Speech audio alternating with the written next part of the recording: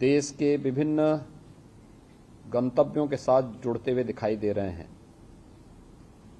और उसमें भी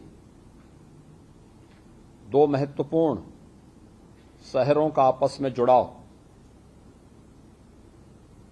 बाबा गोरखनाथ की धरती का बाबा विश्वनाथ की धरती से वायु मार्ग से पहली बार जुड़ाव हो रहा है। मैं इसके लिए केंद्रीय नागर विमानन मंत्री माननीय श्री ज्योतिरादित्य सिंधिया जी को हृदय से धन्यवाद देता हूं। साथ ही साथ मैं स्पाइस जेट के सीएमडी श्री अजय सिंह जी को भी इस महत्वपूर्ण सेवा को प्रारंभ करने के लिए हृदय से धन्यवाद देता हूं। हम सब जानते हैं कि काशी दुनिया की सबसे प्राचीनतम नगरी है। बाबा विश्वनाथ के पावन धाम को आदरणीय प्रधानमंत्री जी के नेतृत्व में आज जिस प्रकार का भव्य और दिव्य स्वरूप दिया गया है, कौन ऐसा भारतीय होगा जो काशी आने के लिए अपने आप को न तैयार कर रहा हो। लेकिन आज के समय में बेहतरीन कनेक्टिविटी न केवल समय की बचत करता है, बल्कि ढेर सारी उन संभावनाओं को जो हमें रोजगार के साथ और उस क्षेत्र के समग्र विकास के साथ भी जोड़ता है। हम लोगों ने इसे बहुत नजदीक से महसूस किया है। आज उत्तर प्रदेश के 9 एयरपोर्ट पूरी तरह क्रियाशील हो चुके हैं। यह सब संभव हो पाया है आदरणीय प्रधानमंत्री जी के मार्गदर्शन और नेतृत्व के कारण। आज से 5 वर्ष पहले उत्तर प्रदेश के जो 4 एयरपोर्ट क्रियाशील थे, उनमें से मात्र देश के 25 गंतव्यों तक की ही यात्रा संभव हो पाती थी। आज देश के अंदर वायु क्षेत्र में जिस तेजी के साथ विकास हुआ है, उत्तर प्रदेश आज उसका एक बेहतरीन उदाहरण प्रस्तुत कर रहा है। हम वर्तमान में प्रदेश में 75 गंतव्यों तक उत्तर प्रदेश से प्रदेश के और देश के विभिन्न शहरों की यात्रा कर सकते हैं। उत्तर प्रदेश के अंदर देश के एयर कनेक्टिविटी में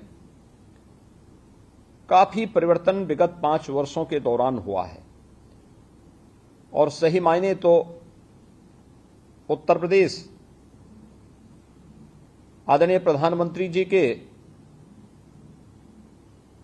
उस संकल्प को पूर्ति करता हुआ दिखाई दे रहा है, जिसमें उन्होंने कहा था कि एक हवाई चप्पल पहनने वाला भी हवाई जहाज की यात्रा करेगा। आज जब हम लोग चित्रकूट में सोनभद्र, जो देश का सर्वाधिक जनजातीय बाहुल्य क्षेत्र है, वहां पर एयरपोर्ट का बनना, श्रावस्ती महात्मा बुद्ध ने जहां पर सर्वाधिक अपने आध्यात्मिक साधना के चातुर्मास व्यतीत किए थे, भगवान बुद्ध की महापरिनिर्वाण स्थली कुशीनगर में अंतर्राष्ट्रीय हवाई अड्डे का क्रियाशील होना और उत्तर प्रदेश के अंदर वाराणसी हो, लखनऊ हो या हमारे वर्तमान में निर्माणाधीन जेवर इंटरनेशनल एयरपोर्ट नोएडा, या फिर अयोध्या में निर्माणाधीन जो हमारा एयरपोर्ट है, ये सभी उत्तर प्रदेश के विकास की एक नई कहानी कहते हैं। वायु सेवा न केवल व्यक्ति के आवागमन को आसान करती है, बल्कि वहां के समग्र विकास को भी एक नई गति देती है।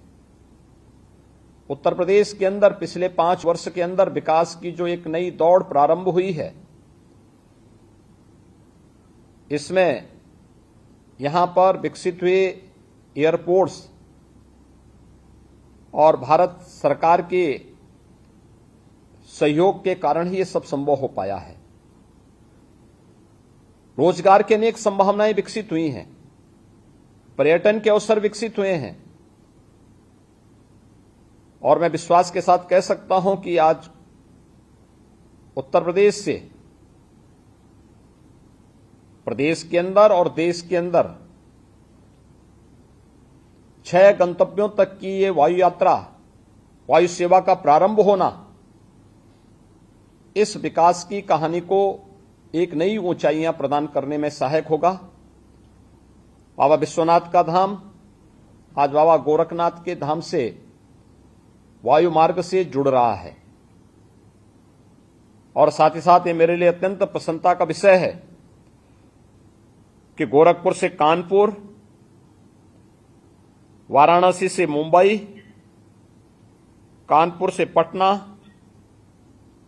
कुशीनगर से कोलकाता समेत 6 अन्य फ्लाइट उत्तर प्रदेश के अलग अलग शहरों से प्रदेश और देश के विभिन्न गंतव्यों को जोड़ने के लिए आज प्रारंभ हो रही हैं। मैं इसके लिए माननीय श्री ज्योतिरादित्य सिंधिया जी को, नागर विमानन मंत्रालय को, प्रदेशवासियों की ओर से हृदय से धन्यवाद देता हूं। स्पाइस जेट परिवार को, जिन्होंने शुरू से ही इस सेक्टर में अच्छी रुचि दिखाई है, आज वह हम सब के सामने भी है। और मैं बार बार इस बात को मानता रहा हूं कि उत्तर प्रदेश में ढेर सारी संभावनाएं हैं, इन संभावनाओं को आगे बढ़ाने की आवश्यकता है। मुझे याद है जब गोरखपुर की पहली वायु सेवा हमें प्रारंभ करनी थी, उस समय सभी सर्वे कहते थे कि गोरखपुर में पैसेंजर नहीं है, लेकिन मैं इस बात के लिए कहता था कि भी गोरखपुर में पर्याप्त मात्रा में पैसेंजर हैं, मिलेंगे। मैंने तो एक बार, मैं उस समय गोरखपुर से सांसद था और उस वक्त मैंने नागर विमानन मंत्रालय के साथ इस बारे में कहा था। मैंने कहा उस समय उड़ान योजना नहीं थी, लेकिन मैंने ये कहा था कि भाई आप अपना एक ATR गोरखपुर दिल्ली के बीच में चलाइए, अगर यात्री कम पड़ेंगे तो बाकी जितनी सीटें खाली होंगी उनकी भरपाई मैं स्वयं करूंगा। मुझे प्रसन्नता है कि उस समय गोरखपुर दिल्ली के बीच एक निजी एयरलाइंस को वायु सेवा प्रारंभ करने की अनुमति दी गई थी, बहुत सफल थी।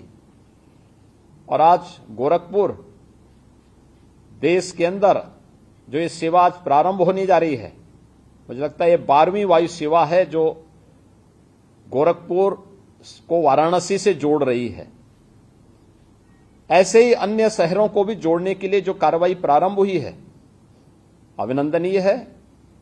गोरखपुर के नागरिकों को और गोरखपुर से यात्रा करने वाले उन सभी यात्रियों के लिए यात्रा तो सुगम बनेगी ही, आसान यात्रा के साथ साथ गोरखपुर और पूर्वी उत्तर प्रदेश के विकास को एक नई ऊंचाइयां प्रदान करने में सहायक होगा।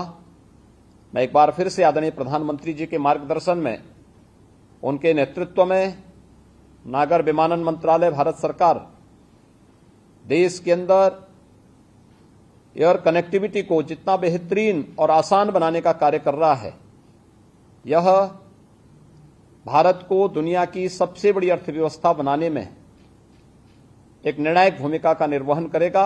और उत्तर प्रदेश को मिल रही वायु सेवा की ये सुविधाएं उत्तर प्रदेश को भी देश की एक बड़ी अर्थव्यवस्था के रूप में स्थापित करने में महत्वपूर्ण भूमिका का निर्वहन करेगा। मैं एक बार फिर से ज्योतिरादित्य जी, आपका मैं हृदय से अभिनंदन करता हूं, आपकी पूरी टीम को धन्यवाद देता हूं।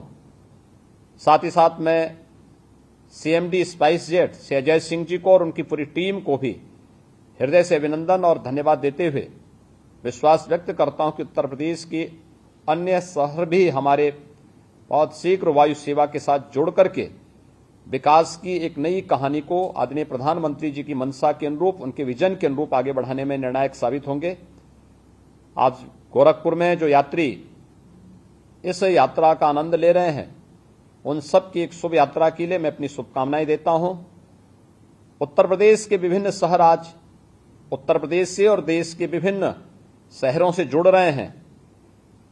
यह जो आसान जुड़ाव वायु मार्ग से हो रहा है, मैं इसके लिए एक बार फिर से आप सभी को हृदय से धन्यवाद देता हूं।